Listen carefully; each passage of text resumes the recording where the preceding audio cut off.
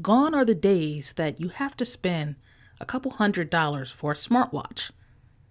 Most people wear smartwatches for a few reasons. That may be the pedometer, the heartbeat, and the activity. It's also a nice feature to have text messaging and be able to respond as well as make calls from your smartwatch. But again, some people just want to keep things simple.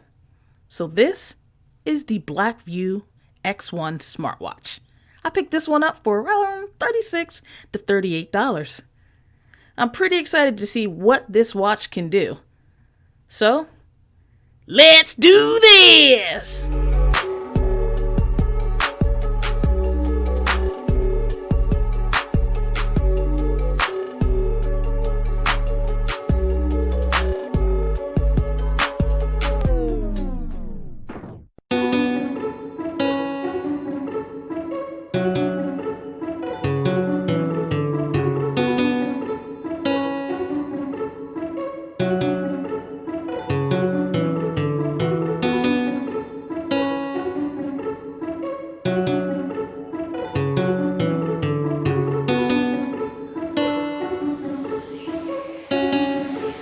Spectacular gadgets.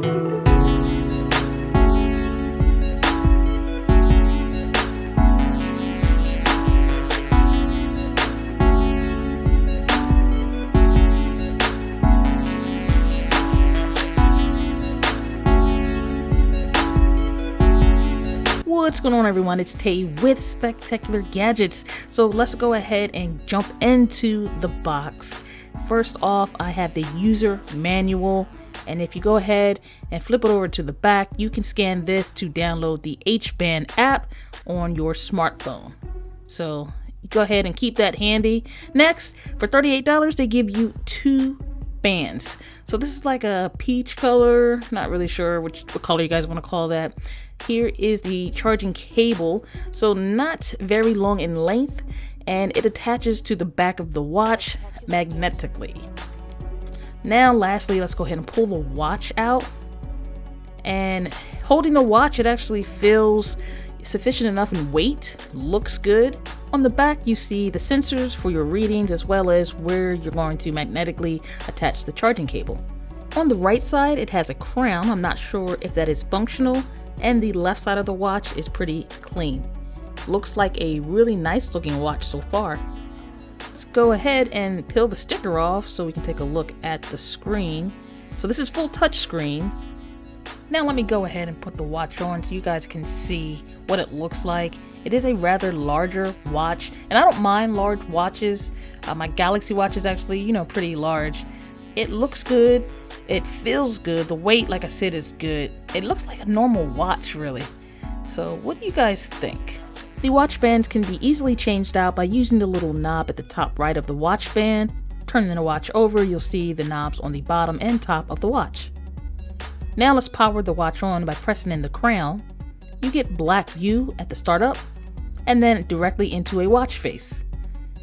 Sliding left or right will cycle through the different modes of the smartwatch.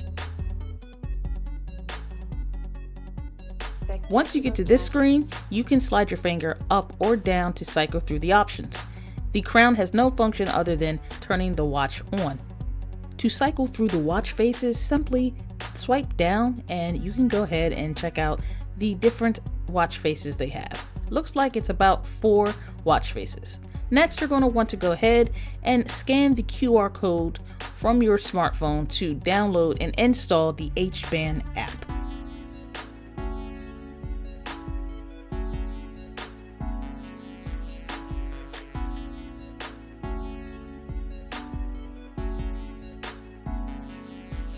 As with many of these devices, you will have to allow certain permissions in order to use the app.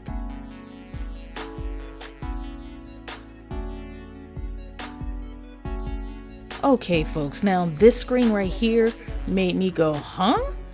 So it says, in order for the bracelet to better monitor your health, choose a color that is close to your skin. Now I've never been asked something like this before. The next set of screens is for you to log in your personal information, so you'll have to put in your birth date, your weight and distance. You can also change the type of unit setting. So you want to do feet in miles plus pounds for weight. Then the goal settings, steps, and amount of sleep. This next screen is device connection screen. So we see X1 on the phone, so it has connected. I wanted to try the beats per minute to get a reading on that, but the screen and the colors look really nice. So the two are communicating with each other, as you see. This is the dashboard screen, but as you see, there is no battery percentage shown, which I'm not really liking. So if you click on running, this will give you your activity, and then mine is all the information that you logged in when you first set up the app. Alrighty folks, to do some time travel 7 days later and check out the battery life, and that's off of the charge that it left the factory in, so that's pretty impressive. It also tracks the sleep at this point now, as well as my steps. Now let's go ahead and check out the app after we've had a few days with it gathering information. And as you see now, we got some information on the dashboard. So, and check out the battery life now at this point. Still no percentage, so I'm not quite sure. We're gonna say 25% left, but it also gives you in increments of 30 minutes, your amount of steps, the sleep. Now, as far as the sleep, it's accurate at the time that I go to sleep, but not accurate in the times that I actually wake up. So like deep sleep, that's probably true. But the time that I wake up, I notice it's actually when I'm like really moving, not when I actually really woke up.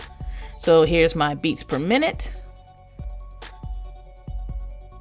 And I feel like that one's pretty accurate, but the sleep could be better, as well as the steps. Now take a look at this. Now it's flashing.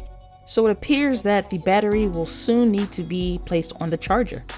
Don't forget, you can read your text messages, but you cannot respond to them. You can also change the track of the music that you're listening to, as long as you have the music app already open on the smartphone.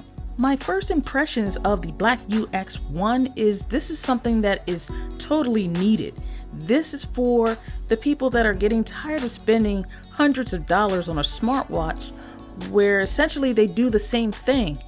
Now, yeah, you're missing a few things, you know, from your Galaxy Watch, your Apple Watch, but the basics are all in place. You have steps, you have sleep, you have workout, you have time. You also have being able to get notifications for $38. Come on, folks. I think this is a really good buy. So for those of you who are looking for a smart band or a smartwatch and one that looks pretty awesome, I would say give this a try. Well, that just about wraps it up for this video. I want to thank everyone for taking the time to chill with me as we go through this journey. And until next time, everyone, I want you all to have a spectacular day. Later.